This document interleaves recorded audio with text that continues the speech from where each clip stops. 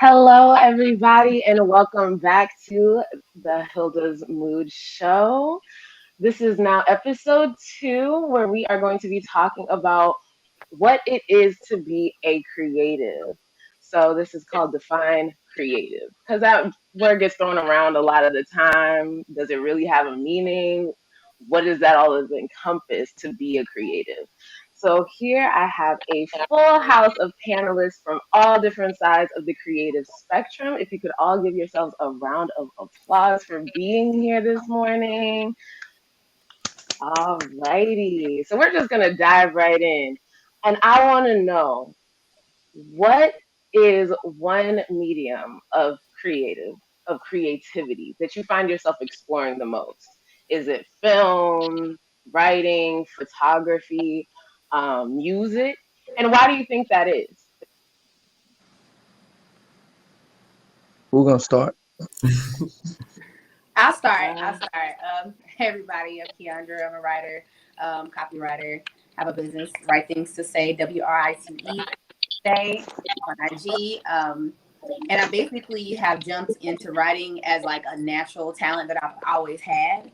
And everybody around me knew that I could write really well. But at the time, I was really more focused on like performing or doing maybe spoken word poetry specifically. I wasn't thinking of writing in terms of like on a business scale.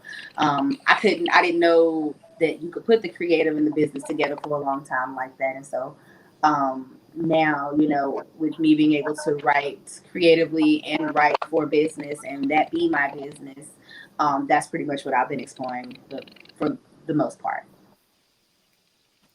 awesome. So natural talent kind of like brought you into that medium. Yeah. Awesome. What about anybody else? I'm gonna go next. Go ahead. This King Martaez. I'm gonna collab off of her because I'm also a writer.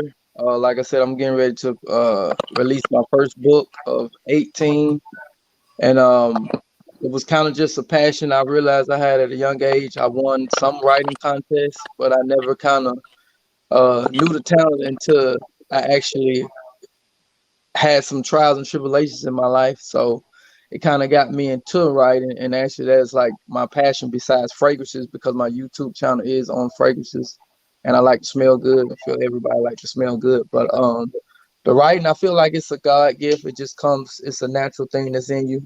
I didn't go to school for it, but I feel that I can write, probably better than half of the people at Hollywood. I understand your first sentence or your first 10 sentences should be eye catching, and I understand the difference between a protagonist and antagonist, and just being able to keep throughout the medium of writing, be able to keep captures the audience intention and capture their emotion. So, and being a creator, I think that's what we all have here. Everybody has their own thing going on here, and being a creator is just something from God or the gods or the universe, however you put it.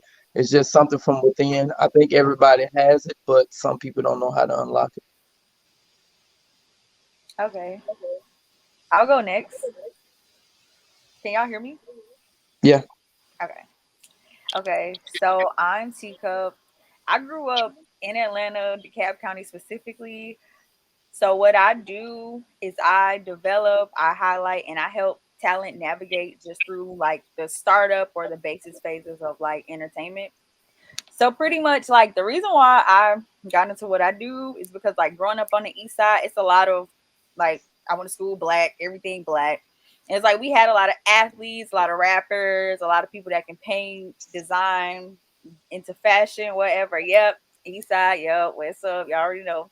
So basically I'm just like, okay, why isn't this talked about? Like, why isn't the things that we do on an everyday, or why isn't this embraced? So it's like that's pretty much why I'm passionate about like development and like just highlighting talented people. And that's so important because that's how we build our archives. That's how we build history. Um, Absolutely. I'll go next. Hi, my name's Kai. Um, I feel like my medium now is just, well, first I started off just designing clothes, and it was like during the COVID time when I like really fell into like my creative gifts. And I feel like it was just like an outlet of how to like get through those times without being in your head and like going crazy. And I feel like a lot of people can use like creative like energy and their things that they love to do to heal themselves or just to make themselves feel better. So my creative like endeavors kind of turned into me trying to figure out ways to like creative direct through healing and stuff like that. So that's what is my medium of creative I turned into now. That's powerful. That's very powerful to Thank bring you. creation and healing together and in a conscious way. Yes, That's thank you. dope. I can go. Oh, Um, absolutely. so I'm David, and I am a theater artist. I perform. I do choreography. Right now, I feel like I'm really, really connecting with like the choreography side and kind of seeing people do my work and giving opportunities to people. Um, so like getting myself indoors that can help people get in those doors and get at the table. And I've been doing it since middle school. It's kind of always been like my thing. I will say it came out of like a need for attention as a child. That kind of grew into like me finding my love of dance and my love of telling stories and just like my talents and gifts for those. Yeah. Wow. And that's beautiful because just bringing it back to our upbringing and our childhood. You know what I mean? Like we are, you know, products of our surroundings. And Right. so how our childhood and our upbringing pours into who we are and the different things that we wanted to do and the different ways that we expressed ourselves while we were growing up. It's amazing what that garners inside of us. Right. Absolutely. Any I'll other? jump. Oh, Mhm. hey, I'm Tesanee. I'm an architect and a visual artist. So, a lot of my art stems from my architectural background. I'm very technical, mixed with like telling a story visually. So, I founded my business, Viseries, which is visual stories put together from corners.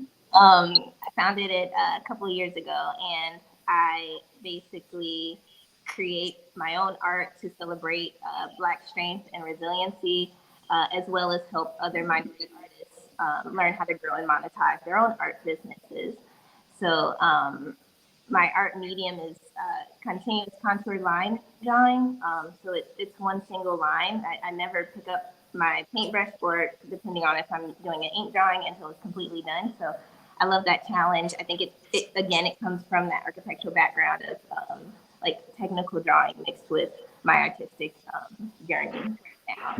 And hearing you and David's story of how your childhood impacted where you are now, I can totally relate with that.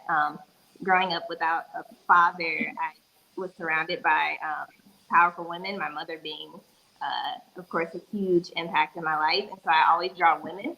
And I didn't really notice that until like last year, and I'm always drawing like strong Black women because that's a part of what I grew up around, and really fighting that stigma of like the negative connotations towards like single Black mothers or single Black women in general. So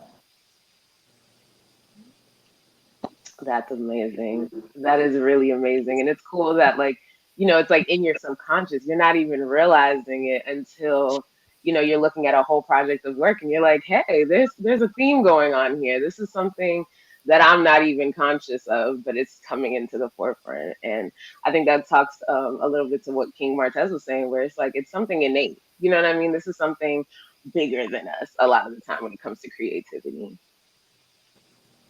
Bodega, did you have anything? Yeah.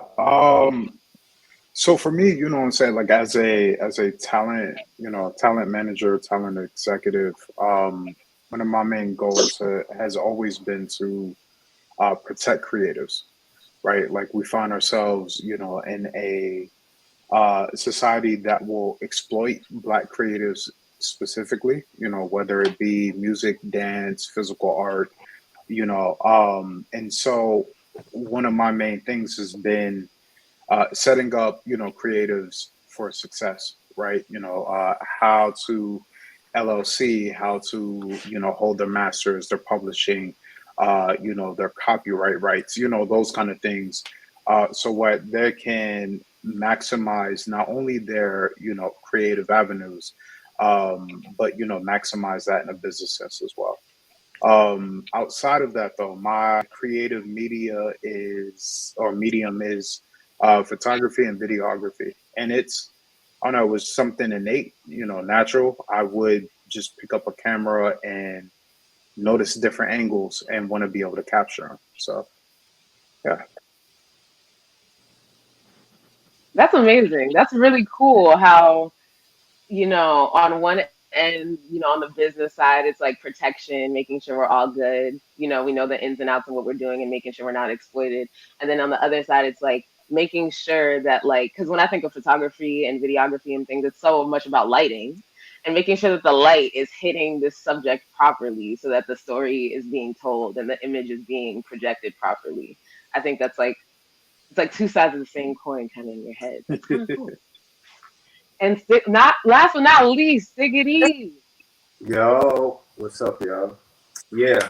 I would say it actually used to be videography and photography, but my I would say now it's really songwriting.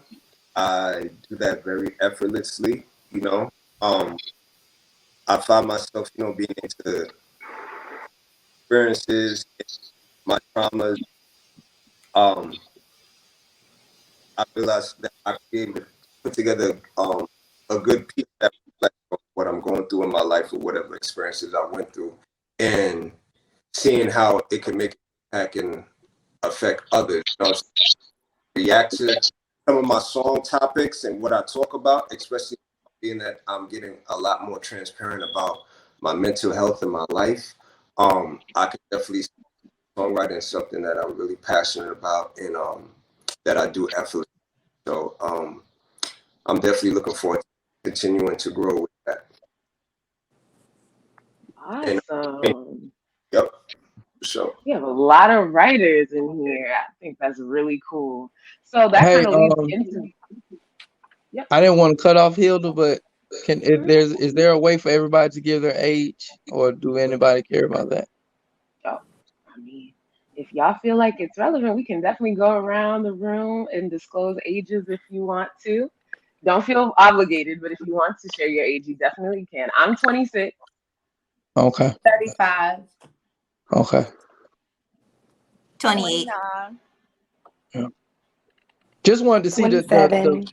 the variety of ages as far as being creative, because everybody in here is very creative apparently. But I just wanted to see, like, do we have any younger people in here, or you got anybody that's over 40 or 50, things of that nature. That's all.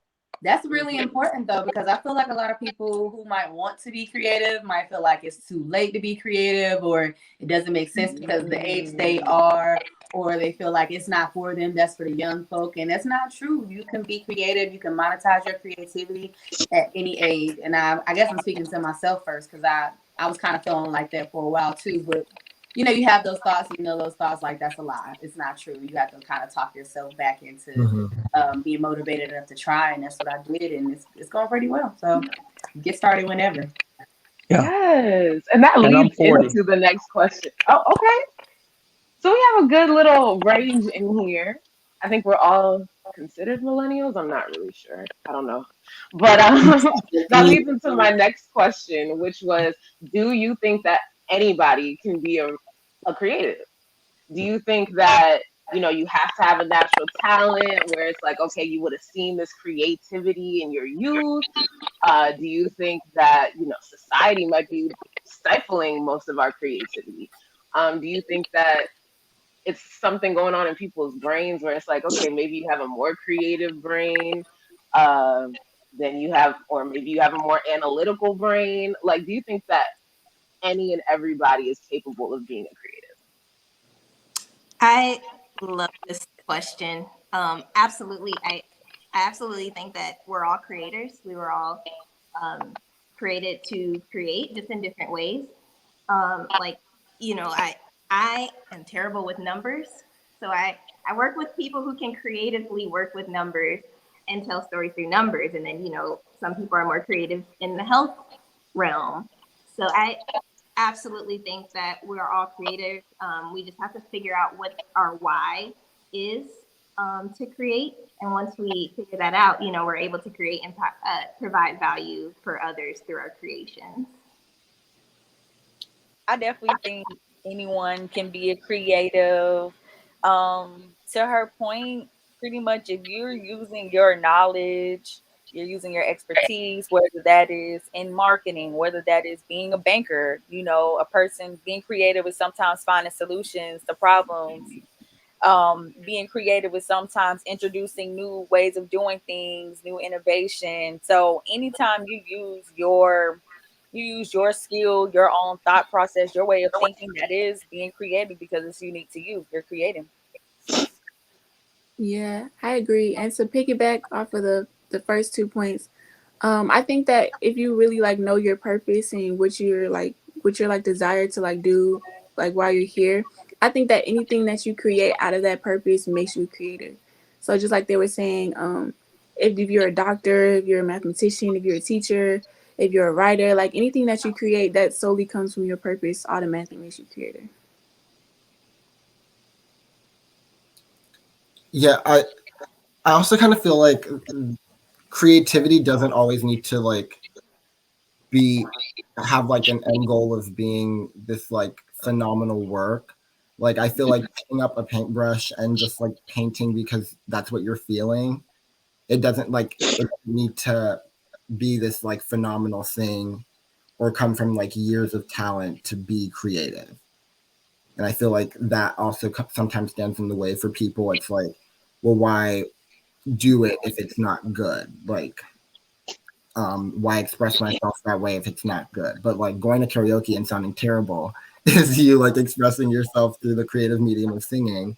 It's not great, but like if you feel good about it and you're sharing it and releasing it, like you're exploring your creativity, and that's I think people should allow themselves to be bad at creative ventures. Totally. And even Anybody like else?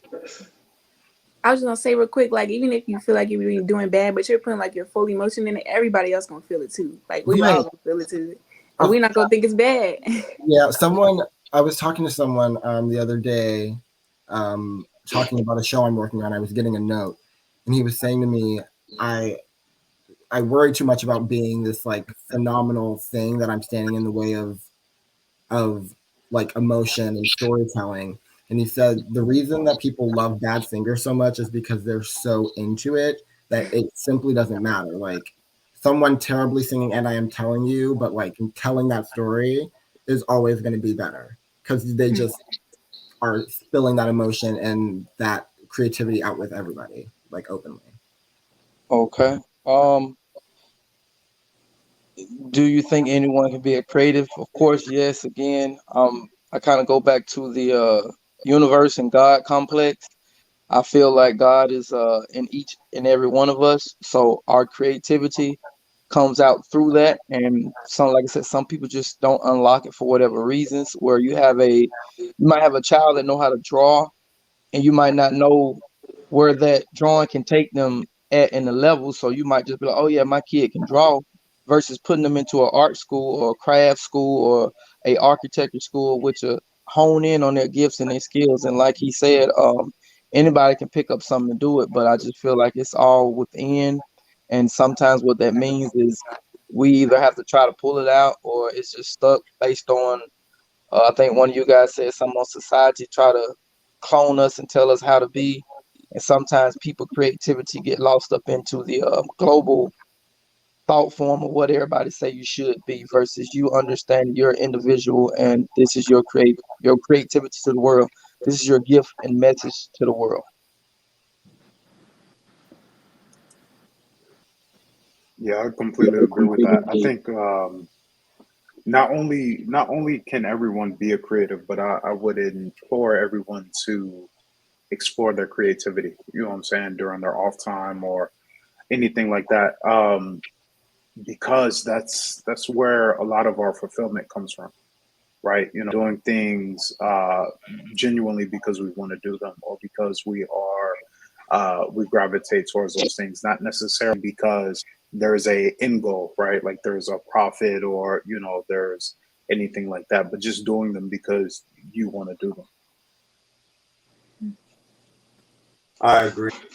I don't think creativity has a, there's some people in these times in this generation that try to marginalize creativity, and it really grinds my gears because, like, as we see, you know, there's a lot of, we hear a lot of people even past their 30s, 40s, 50s, you know what I'm saying, who just get a big break, or, you know, or get into a where like the creativity really takes off and makes an impact. So that's one stigma that I hope to strive to eliminate as far as creativity. I feel like creativity doesn't have an age limit, and creativity, even with this live that's going on now, I feel like whether you're creating something from scratch or curating something to create an experience, that also makes you a creative. You know what I'm saying? Especially if you're doing it consistently. So I think everybody has the opportunity or the capacity to be a creative. Um, it's just a matter of just living in that little, like, this is what I did. Maybe I do this over and over, and that's what makes you creative. When you could take something that you're passionate about or that you thought of, and you can do it over and over. You know what I'm saying? That's what makes you a creative. But to create, I think anybody can create. It doesn't have an age limit, and it doesn't. There's no rule. You know, so create. No matter what it is. Yes, absolutely. I agree with all of you. I definitely believe that there are so many different realms of creativity. And just like Tasani was saying, it's really about figuring out your why. You know what I mean? Like your passions, what draws you, what moves you, and really delving deep because I think that goes into like self exploration. But as you guys were talking, it started making me think as well, where it's like, okay, so we have our different creative mediums, we have these different things that we do, and we've also created a marketplace for different creative ventures, whether you're selling music, you're selling clothes, you're selling art, you're selling books. So do you think the industrialization of creativity, do you think that's more harmful or helpful for people, in ways of like sharing what you do? Do you think it's helpful or harmful that we have gotten to a point where we're monetizing on our creative efforts? I'm gonna go first, like the dude from I think he's from NY. Like he said, he set up LLCs to teach people how to monetize and be able to keep their rights and ownership or whatever. Yes and no, because everything is duality. I don't know if anybody know what that word means, but you know, I believe in duality. So with that being said, I'm not gonna speak too long. Everything that we have here comes from a thought. Somebody thought of it, which is a form of being creative and a creator. So that thought came to fruition in real life, and we have these things. Somebody thought about us being able to communicate on the phone. Somebody thought about this app. So I would say yes. The simple reason that you're sitting in your house, because apparently from the beginning of time, these things weren't here, or some people believe that they were, but you know. So I think it's on both sides, yes and no. Just depends. Can you repeat your question? So I could make it. Yes. So my question is, do you think the industrialization of creativity is harmful or helpful? So industrialization just meaning how we've gotten it to a science, how to market our things, how to monetize our things. So it's like, okay, we know if you're gonna sell a song, then you're gonna write the song, you're gonna go record it, these people get credit, it goes through X, Y, and Z agency, and then it hits the market in X, Y, and Z of platform. So, do you think that that process of selling our creative efforts is more harmful or helpful? I think it. I think it depends on who's controlling that industry and how saturated that industry is. You know what I'm saying? Because I can speak for the music, for music guys, I don't think the industry of it is bad. I just think certain people and certain systems is what kind of makes it a little bit weird at times, or a little bit maybe hard or frustrating. You know what I'm saying? I just think certain people and certain things that go on is when, as far as making that an industry, as far as like the creating and then putting it on the market. I think that's great. That's how we, that's how we make our bread and butter. However, there are certain things and certain people that kind of disrupt that that process, or cause a conflict of interest because of how people think and how, and the access that they have, or the power that certain people have to control how that system works. Listen what I'm saying. Yeah, I completely agree. I can't really speak for like the service part of creatives, like having someone like manage a creative or anything. But like for me personally, as I like create creative things, one thing I really struggle with was like, do I really want to charge somebody for something that I just really just love doing and I would honestly give away for free? And it's been a constant battle of like, I gotta live, but also like, I don't know how I'm gonna quantify this. I don't know how much I'm gonna charge you. I just don't know how much I would charge for this. You know what I'm saying? So like he was saying, like a system that isn't lived off of, having to grind 24/7, have to make money. I got to do this. I got to do that. I got to put food on the table. Like if we had a system that was just set up with like bartering, give and take. I have this skill, you have that skill. Let's see what we can do. And I feel like if we live like that, it wouldn't be harmful at all. Like it would just be peaceful. So I definitely think it's harmful that we do have to try to monetize our creative, because that causes a lot of stress, a lot of like anxiety, a lot of um just hardship in general. So yeah. You know what? I think both too, though, because on one hand, it's super helpful because like 20 or 30 years ago, if you wanted to be an actor, you had to, go audition. You had to get a headshot and you had to go out into the world. You had to figure out where the auditions were, and you probably had to pay for your own travel and things like that. And now you can just pick your phone up and put it to your face and do skits, and your home is your stage. You can restage, you can have a whole room dedicated to it so it can be staged and restaged again, or some people rent out storage units and doing whatever with them, which I love.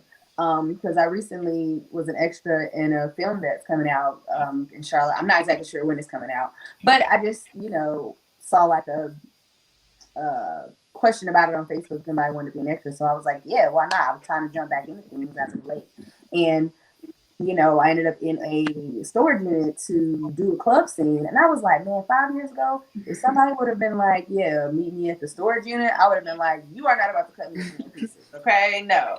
But now people are finding ways to be able to use their creativity and monetize it. And they're finding ways to, like, you don't have to have a big movie set to do that. You don't have to go out into the world or travel anywhere to have an audition reel anymore. And so many apps and things like that, like Fiverr and Upwork for a writer. There's a couple of other ones, really good other ones too, but for writing. So now I don't have to go find somebody who writes and see what their resources are, or get into the yellow pages, if anybody knows what those were. And to find other writers, I literally can just in my hand connect with a group of people at any point in time. I think those are the places where it's really good. I think it gets harmful when you start comparing yourself to other people in your industry, or just people who you may have a problem with staying consistent, but somebody else stayed consistent and you're watching them come up. You know what I'm saying? And I guess it feels good to watch people come up, but I think now we tend to watch other people way too much, and we forget to run our own race, and we forget that it's on our own, it's on our own time as well. So when you get to the comparison thing, it gets harmful for sure. I hope I answered that. I feel like I was rambling. I agree with that. It is unhealthy to compare yourself to others. I also want to say does also get frustrating, especially like for what I said before, like there are certain people in certain systems that um create that facade to where like you gotta not to say that you have to compare yourself to other creators, but some in certain industries in the creative industry, there are some people who get who are strategically put certain positions, um or get certain opportunities more than others. You know what I'm saying? And that's not to take away from those, you know what I'm saying, may not get as many opportunities as those. But there are a lot of like undiscovered or unspoken talent out there. And there are a lot of people that are good creators, you know what I'm saying? And we do our best not to compare ourselves to others. However, like when it comes to the industry of creative situations, you know, it makes it hard for those creatives who who actually have real talent and who want to get out there. You know what I'm saying? Sometimes it's a little hard for them to get to the level because certain systems or certain people in the industry kind of gatekeep or disregard, you know, the substance and potential consistency and stability of those of what those creatives can bring to the table when it comes to film and when it comes to music. You know what I'm saying? So like I said, like as much as you know what I'm saying, it is a good thing to have an industry and to create systems to where we can make and feed our families and inspire all the children of the world, you know.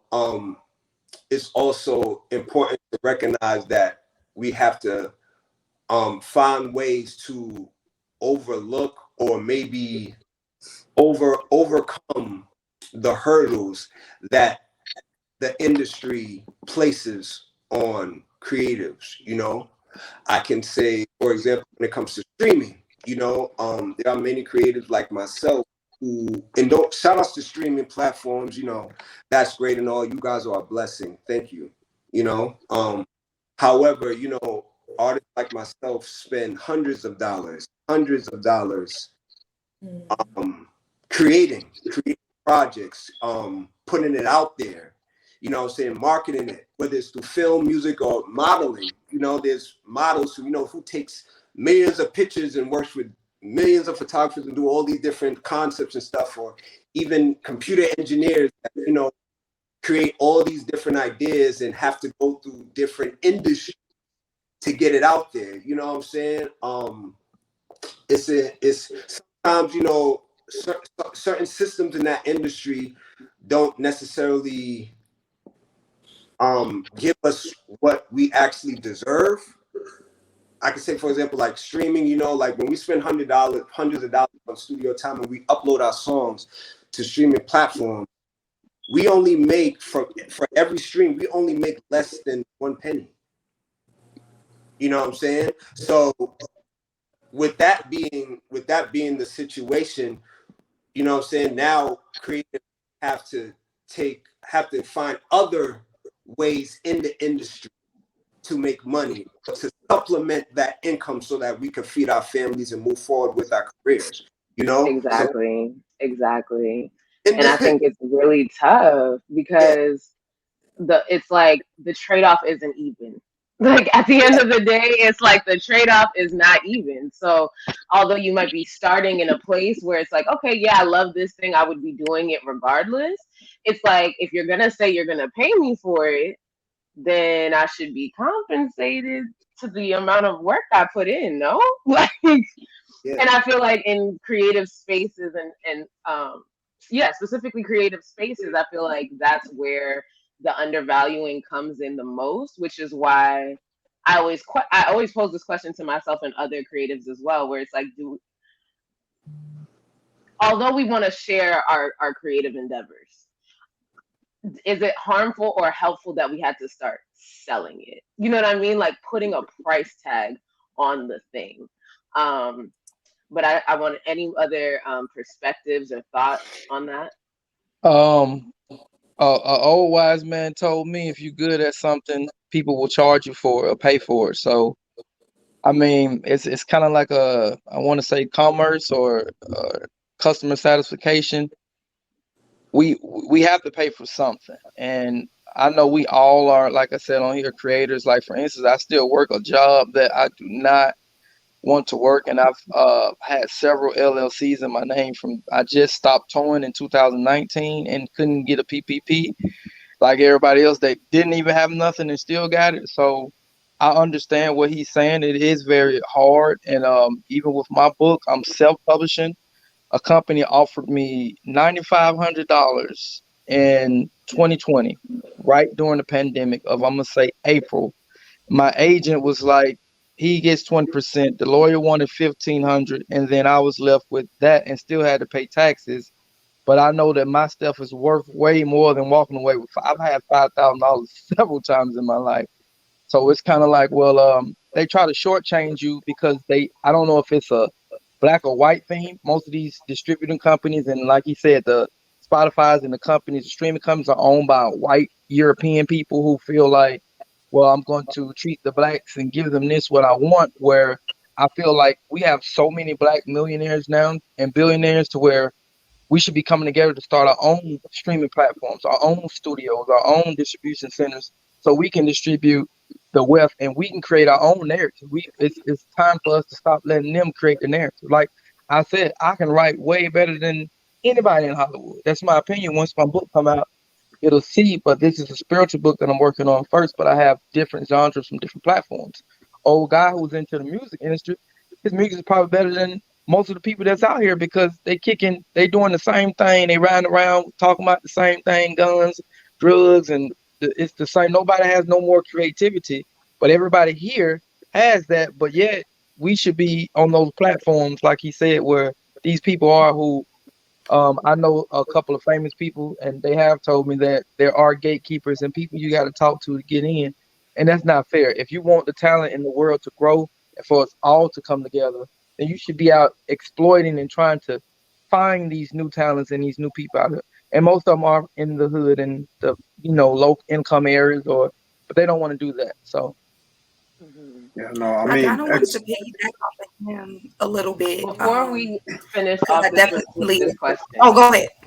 before we finish off real quick, I do have to once again I want to thank you all for being here at the Hilda's Mood Show, where we are highlighting nuance and bridging conversation from all sides of the different spectrums. Okay, we are here to try to garner understanding. It is not about right or wrong. This is not a debate space.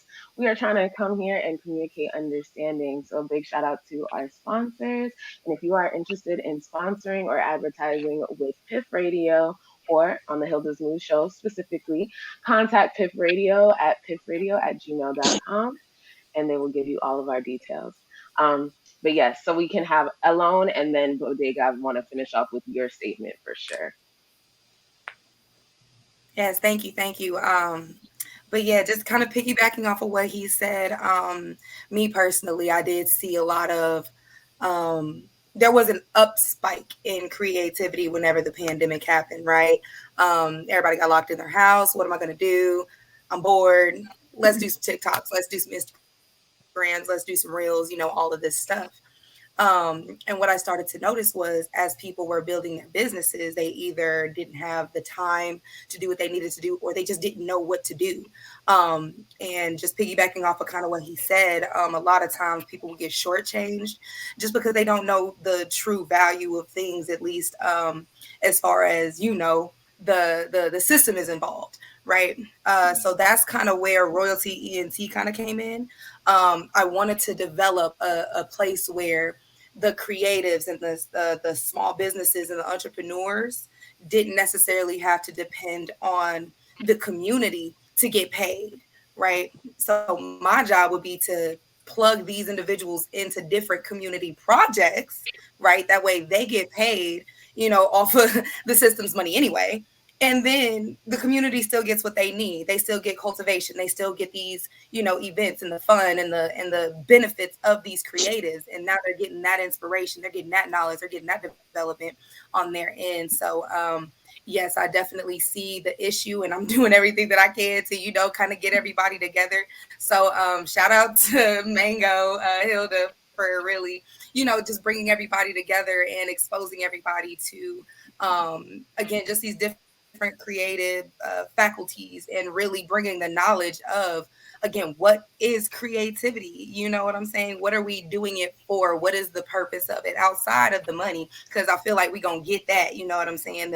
We're manifesting that as we speak. That's what we want. You know what I'm saying? But before that, what is it that we're doing? What are we serving? Who are we doing this for? What is the legacy that we're leaving? So again, thank you so much for just having that connection. And shout out to y'all, for really being brave enough to go show your creativity, regardless of what anybody devalues it at, regardless of what anybody says about it, because you're you, and that's what's important. Thank you. I want to jump in right quick with this. It just came up many years ago. I was a theater major back in school to begin with, and my theater management teacher, Miss Donna Bradby. Hey, Miss Donna. She said to us, I don't know if we can curse, so I'm gonna just bleep it out. However, she said, "You know why artists so bleeping broke? Because you keep doing free." Stop doing free. You won't be broke. Charge what you're worth. And I will never forget that. Like, it was like a light bulb went off at that moment, about charging what you are worth. Like, think about like crediting companies and all that other stuff. Like, what was credit 100 years ago? It was non-existent. Somebody thought, hey, I'm gonna, loan you this money and you pay me back. Or somebody thought that I'm, gonna, track what you're paying and when you're paying, and gonna call it a credit score, however it got started. But now we've all bought into the idea of credit. So think of your work like that. Like, so what, it feels kind of weird. No, don't feel weird, because that is your time, that is your energy, that is your talent, that is your space. I don't know what your space is that you're creating in. It could be your home, it could be your car, your yard, wherever. That deserves to be paid for and covered. And charging what you are worth is super, super key. I'm still figuring it out, being in a writing space myself, where I just found out I was probably undercharging quite a bit. And even in the beginning, I started out doing product naming and product descriptions. I was doing it for $1 a name and $1 a description, just to get started and get out there, and actually I ended up funding, Christmas that year like that. I was working really hard. But now, obviously, I know now that I've gained the experience since then, I can charge a little bit more. So just make sure, stop doing free stuff, stop doing discounted stuff, stop doing that. And stop doing that to your dreams and your goals, for real. But that's it. That's all I'm gonna say. Awesome. Thank you. Thank you. Y'all are definitely putting all types of gems in my brain right now. I definitely want to highlight if Bodega has anything to say, because I know this is like your day-to-day work in terms of like working within the industrialization of creativity. So what do you think that landscape is doing to creatives? So I mean, it's doing a few different things, right? And so like before I even go into that, I would implore like all the creatives that I'm speaking to right now to hold some of your creativity for yourself.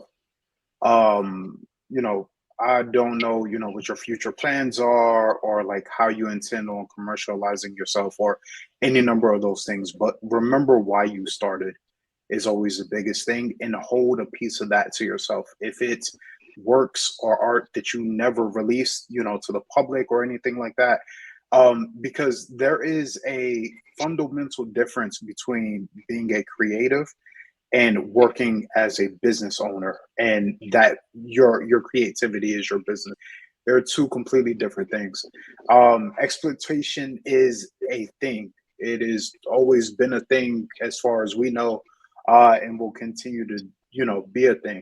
So the industrialization of creativity is harmful, because not only are creatives being exploited, right, like at the face value, right, But there's the influence of that exploitation. So, you watch movies, you're on social media, you're consuming a lot of content that is effectively teaching you or trying to teach you how to live, right? And so the creative that never makes it is also being exploited for attempting to pursue something that may not exist for them realistically, right? And it's a difficult pill to swallow for some creatives, but also in order to minimize that, you have to commercialize on your own terms, right? So whatever your terms are, or whatever you set your terms to be,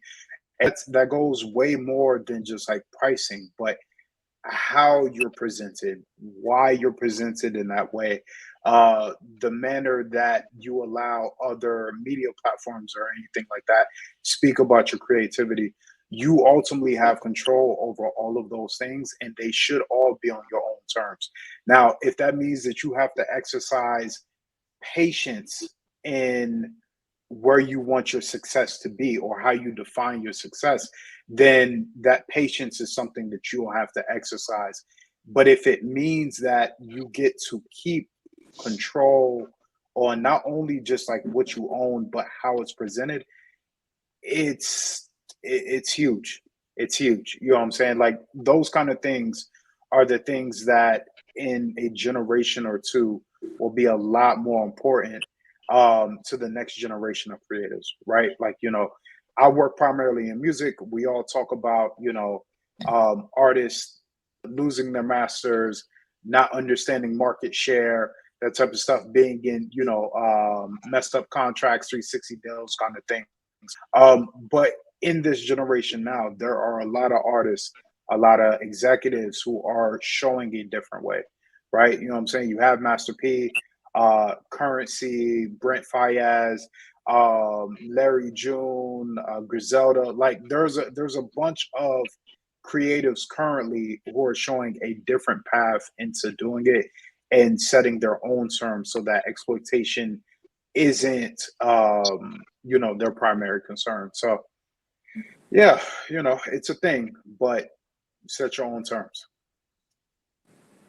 Set your own terms. Set your own terms, and remember why you started. That's real. Y'all got the gems. I'm gonna watch this episode and be taking notes. I just want y'all to know. Like, this is my favorite show, not just because it's my show, but because this is an awesome experience. So as we come to the close, I have one final question for everyone on the panel. We can do it, in a line so everyone has time to express themselves. But how do you combat insecurities when it comes to releasing projects or your art or anything of that nature? Because it can be real scary. We can do the thing, but to put it out there and to share it with people is a completely different practice. So how do you overcome those insecurities? One way I probably wouldn't recommend for marijuana. That's that's one. Other than that, I try to reach out to like my very supportive friends because not to like they pretty much have me in their best interest, but at the same time I know that they would be very honest with me what it is that I'm trying, what I put out. And before getting into those conversations, I remind myself to keep an open mind. I also tend to look up motivational quotes, motivational videos. When I feel like, when I feel a little discouraged or, I need help with trying to put something out and maybe unsure about it, I try to just find things that, find videos or anything motivational that'll help me, navigate through that process. And just taking, probably just recharging. Sometimes it's okay to just step away from technology, step away from the phone, step away from the computer for a little bit, and just be by yourself. Like block out everything. Especially you put so much time and mentally, physically into something that you create, and you may not be unsure about it. Once like I'm getting a little over, I just shut down everything. I'm done with it, and then I my computer, turn off my phone, or hiatus maybe for a couple of days, week, really on what it is that that I'm doing and where I'm trying to go, and um take, I try to be patient with my time to really think things thoroughly, you know. Um, but yeah, that helps. Uh, Good health, taking time out for yourself, away from technology, and finding surrounding yourself with the right people and looking for things that are help navigate, um, looking for things that are help navigate through whatever you're going. So that's what helps. Awesome. Just to keep it short and simple, I would say how I combat insecurities about my art projects is if they like it or don't like it, it's still support. You know what I'm saying? So haters are still fans. The fact that people paid attention is still support. Or, even look at it in a positive way. Your supporters will tell you what they do and don't like and want to see next, So maybe it is something that okay, you could have done better next time, but you just can't take the stuff personally. Knowing not to take things personal is how I combat insecurities. So Yeah.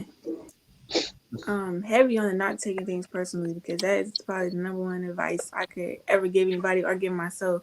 Because like half the things that people say are just projections of like things that they feel about themselves. And the way I combat my insecurities is I just attack them, like because now that I understand that the things that people say are just maybe insecurities that they have within themselves or things that they feel about themselves that they try to project on other people. I can't fault them for that, but I also don't have to take that in for myself. So if I have insecurity about something, I'll try to like analyze it. What is it that I'm really feeling? What's really going on? Where did this come from? And normally, when you get to the root of where things come from, you realize it didn't even come from you. It came from what somebody said years ago, something in your childhood, something, maybe a loved one said to you, and then you realize like what they said, that's not your fault. Like she said, don't take it personally. And boom, you can move on. Go on with your day. It's simpler, it sounds simple, but it's really effective for me personally. I did want to kind of piggyback off of her with that, just because it kind of it flows so seamlessly, right? The way that I do that would be meditation. I think a lot of people really underestimate meditation. They're scared of it. They think it's a chore. They're like, oh my gosh, 10 minutes to myself. What am I going to do? You know what I'm saying? But I always recommend at minimum 3 minutes per day just to get into the habit of knowing what it is, which is basically literally just sitting there and focusing on nothing but breathing, right? Do that for 3 minutes. And you know what I'm saying? And the more you do that, the more you'll be able to catch yourself in those moments and take that second to recognize, is this a projection? Do I really feel this way? Why do I feel this way? What happened to make me feel this way? You know what I'm saying? And then when you really get to breaking it down and analyzing, oh, well, I feel this way because in fifth grade, somebody said that I can't sing. You know what I'm saying? So it's like, well, they only said that I can't sing because they can't sing. So now it's like really just working through and recognizing, okay, I have this insecurity, taking that time to meditate and examine that insecurity.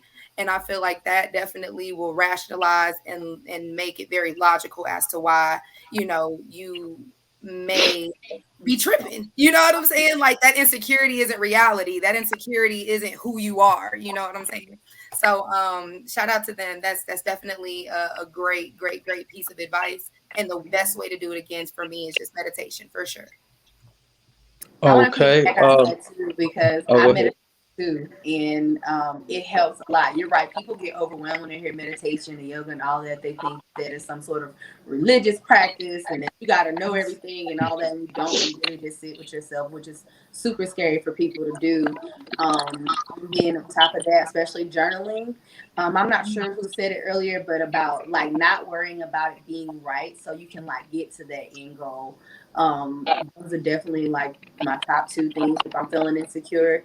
Um, also the asking yourself why. Like, what is that? Who said that? Like what Portia said, who said that? You know, where is that coming from? Like, you got to treat that little negative voice in your head like that person you used to date who lied all the time for no reason. And you're just like, why are you like that? Why are you lying all the time? Like, I know this is a lie. You got to know that it's a lie. You got to know that those insecurities are not true. You got to know that they are, you know, like she said, a projection of what somebody else has going on, and not take that personal, but really look at that voice that's or that thing that's making you feel insecure objectively. Like, take it out of you and sit it to the side and look at it. Like, what is that? Because that way you're able to like really break it down and discover more things about yourself that ultimately contribute to your creativity. So. Okay. I also want to piggyback on the idea of like not taking what people say personally, but also like allowing yourself to believe people when they tell you you're doing a good job at something.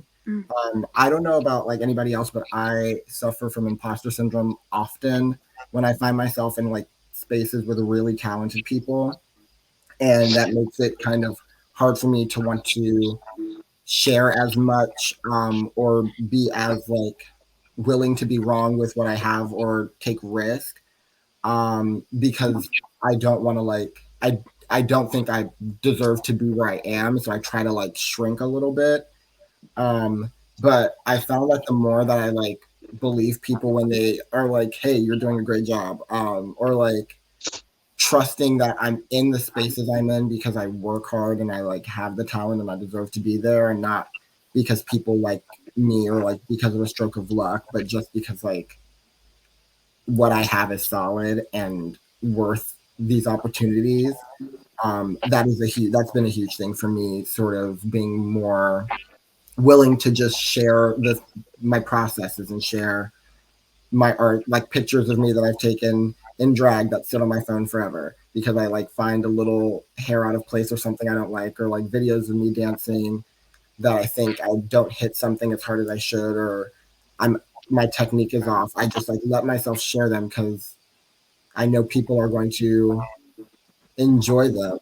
The people are going to enjoy them and they're going to celebrate me, and they're not going to be lying about it. They're going to mean it. They're going to be like, yeah, just allowing myself to believe people and trust that they're not lying to me. Okay. I'm gonna take it right quick. What everybody said is true. If you meditate, meditation brought me from some dark moments in life, my past life. So meditation is cool, but also I come from a spiritual aspect. So we have to understand that we are all connected. So what you see in someone else is actually what you see in yourself, and vice versa. You're a mirror reflecting your relationships and the people that you choose to walk around in life. So you need a good foundation of people that will support you, and whenever you're trying to do something, they're 100% behind you and going to support you. But also remember, everything comes from self. So you're going to have to find a way to combative, and probably like everyone said, meditation will probably be the best key, because out of darkness comes light, and when you meditate you're going into the dark, you're going to an unknown, and something good is going to come out of that. And that's it. Oh, I wanted to throw one last thing there, y'all just thought about. Take classes. Jump into those free webinars. Find out all the information you can, because the more knowledge you have, the more confident you are in knowing what you know. You're not going to, well, I kind of sort of do it a little bit. Mhm. I used to, you know, it's like you're actually like, you can stand on the knowledge that you have. So, yeah, I want to put that in. Take those classes, find the free information, get around more like minded people. Like, the tribe is important, but get that information and knowledge so you can be confident in what you're talking about. Yeah, I mean, everyone's hitting on such awesome points. It's definitely about looking at yourself, and I that I had to strip myself away from the insecurities that I was feeling, because I had to realize it wasn't about me. It was about me selfishly withholding information that could potentially help others. Whether that's resonating with my work, whether that's being able to connect with me and my story. So once I started to switch my perspective in that way, well, I'm sharing everything. You know, I used to be like, oh, is it too black? Is it too, oh, is it too controversial? Now I'm like, oh, Let's bring on the controversy. Let's go. Because again, it's not going to be taken lightly by everyone, what I produce and share with the world, expose to the world. But out of 1,000,001 negative comments, there's going to be one person that you touch. And that, I mean, that's the goal, at least for me, is to resonate and connect with people that I can and help others.